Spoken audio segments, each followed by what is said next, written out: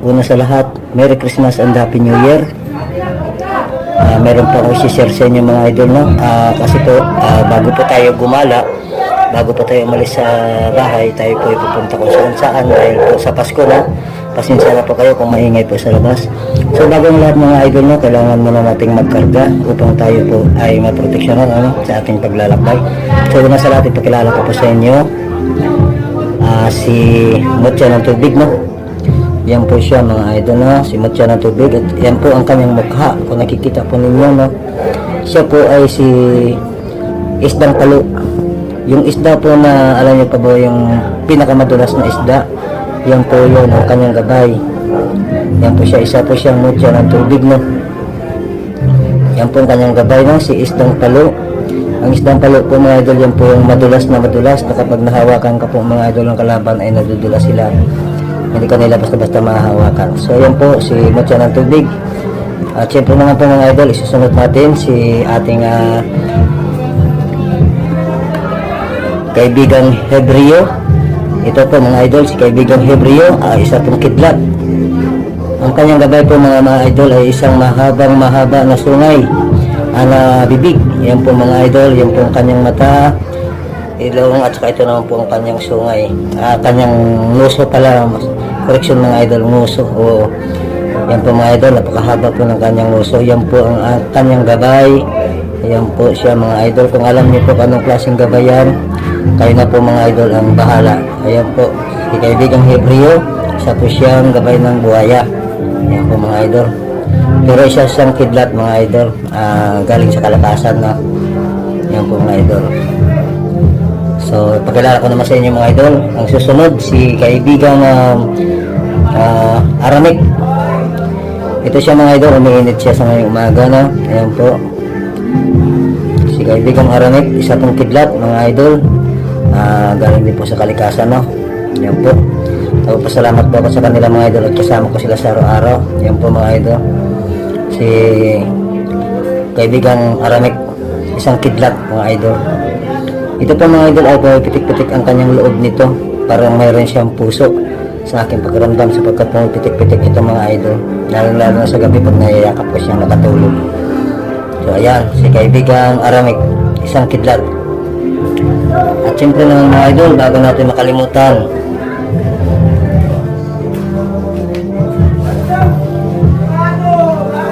ang ating kaibigang medalyon, si kaibigang Crispy ko, buhay na buhay mga idol. Nakikita nyo naman, buhay na buhay po siya.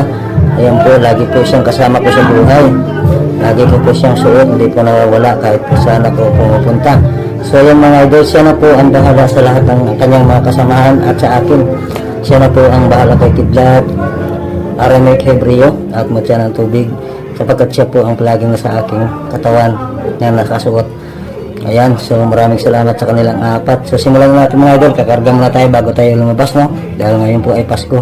So sana makita ninyo kung anong gabay ko ang meron dyan na magpapakita. Yan, kayo nang bahala mga idol kung ano po ang gabay na makita ninyo sa ating gagawin. So yan, maraming salamat sa inyo mga idol. So tara na, simulan na natin. Let's go!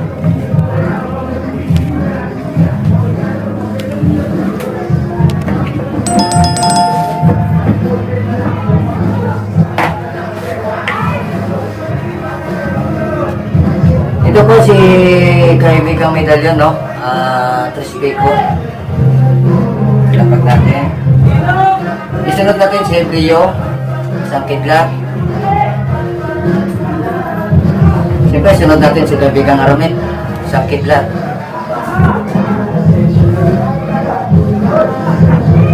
At si kaibigang Isdang Palo, Mutya ng Tubig.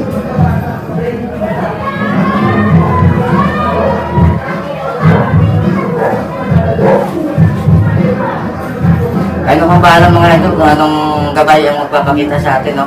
Ano pong bahala.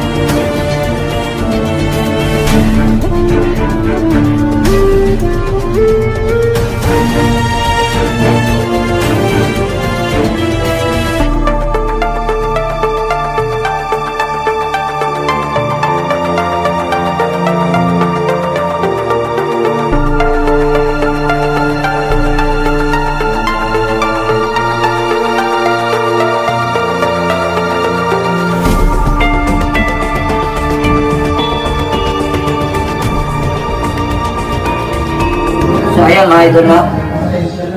Ito po si kaibigang Trespico AA, Trespico Roma. Saan pa natin ito mga idol?